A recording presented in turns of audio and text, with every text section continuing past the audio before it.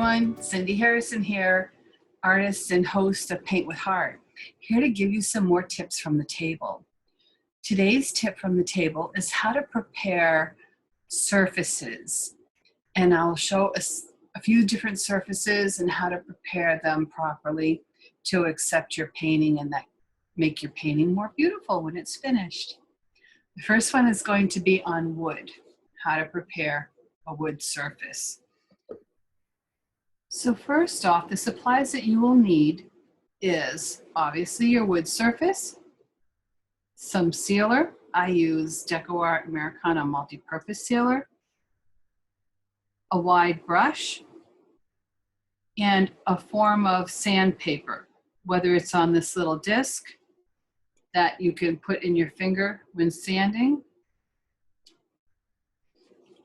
A little bit bigger disc has dual sides, piece of sandpaper, or a sanding pad that you can get at a Home Depot or Lowe's.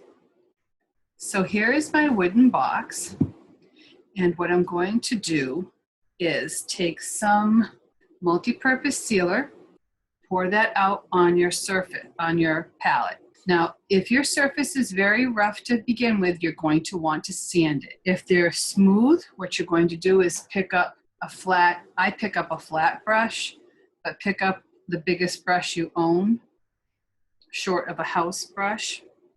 And we're going to take the surface and brush this multi-purpose sealer over the whole surface. You're going to want to do it on both sides, as when you do it on one side, it will pull that side up. You'll notice that on clipboards and things that aren't very firm, aren't very thick, they'll start bowing because it will shrink up that side. So you'll want to do it on both sides in order to keep that object flat, not warp it.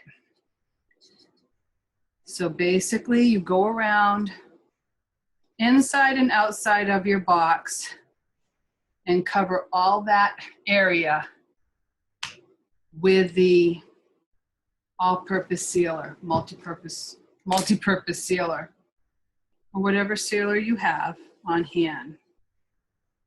I'll finish this up and I will continue. Now that this sealer is totally dry, we're going to sand it. When you go to sand wood, you want to pay attention to the wood grain, which direction the wood grain is going in. You can see clearly on here, it's going horizontally. So you're going to want to sand it in that direction. You don't want to go against the wood grain. So pick up one of your tools. I like holding on to a disc or a block better. And depending on how rough your surface is, because the sealer will raise the wood grain, depending on how rough your surface is will depend on what grit you use. A 110 grit, I think, is fine. And you're going to want to rub in the direction of that wood grain and then feel it. If you have a tacky cloth, wipe it off. I tend to wipe mine off on my apron. There's not a whole lot of dust here because it was quite smooth to begin with. So you can feel and see if it's smooth. This edge is a little rougher, so I'll have to work a little harder at it. And although we can go this way.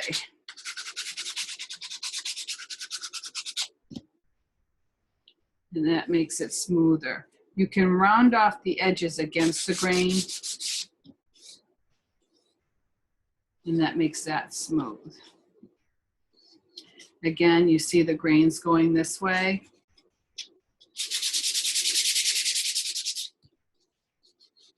And then I feel it to make sure it's smooth. When you're on the inside, it's nice as you can bend this when you're on the inside, you can bend this and you can go up both sides. and smooth both sides out at the same time.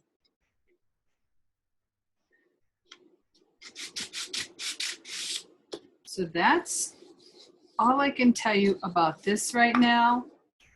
If when you paint the base coat on and it raises the grain more, take a piece of tracing paper and gently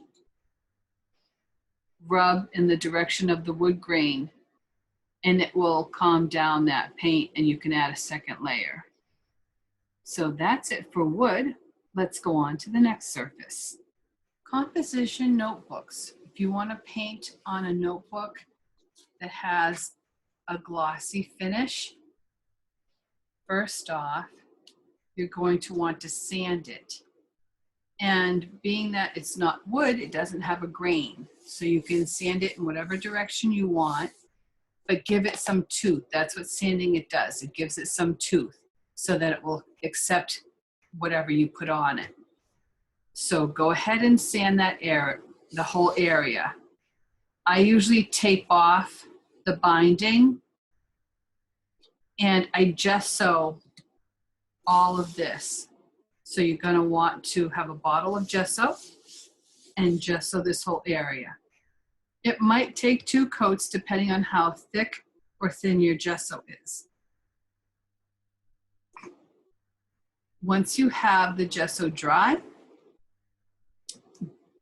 go ahead and sand it a second time and you'll be ready to place your base coats on there and paint your design. Our next surface is a clay pot. As you can tell, this has a matte finish and this is a glossy finish because I sealed the outside of this first. And then I will go and seal the inside.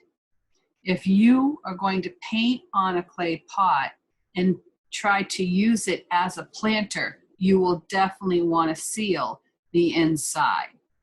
As the clay is porous and it accepts the moisture from the soil and watering, it will come through to the other side and start peeling off your paint. So definitely, we're going to seal the inside on this. The following surfaces are pretty much all treated the same. You have your ceramics, whether it be on tile or a mug, wax candles, metal, or glass. You're going to wash them down with rubbing alcohol, just your everyday rubbing alcohol. Wipe them, dry them, and try not to touch the areas you're going to paint with your fingers, as your fingers will leave oily residual. On any of these surfaces that you see here, you're going to want to give it a coat of multi-purpose sealer or paint adhesion medium if you intend on using acrylic paints. If you're going to be using Deco Art glass paint markers or the ultra gloss enamels, you do not have to apply a coat of sealer or adhesion medium because it's already in the product. So this will adhere to your smooth surfaces. No sanding should be required because you're starting with a smooth surface to begin with. If your paint starts lifting, wash it off with the rubbing alcohol and apply another coat of sealer. Let that dry thoroughly and then go forward with your paint. If your metal surface is not already primed, you might want to get some Rust-Oleum primer, gray, black, white, whatever, undercoat you need to, depending on what you're painting, and spray it with that Rust-Oleum, and it will give it a flat finish, and you can start to paint on that. This is rather shiny, glossy finish, so I would just put the sealer on that and start painting.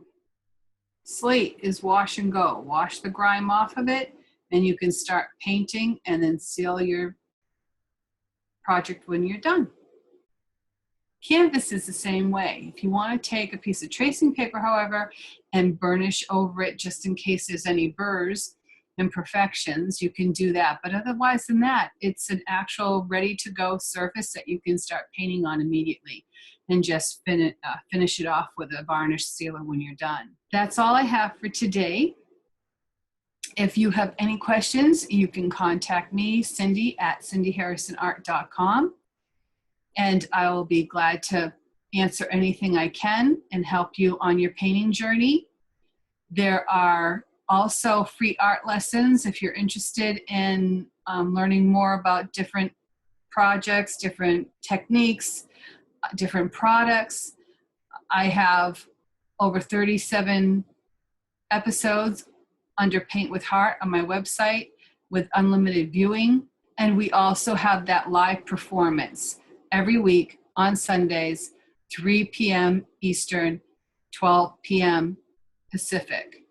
So if you get a chance to join us on Paint with Heart on Sundays, we'd love to have you. We are developing a very lovely little community there, and we would very much love to add you to it. I hope these little helpful tips from my table will help you in your journey with decorative painting. Until next time, remember to always paint with heart.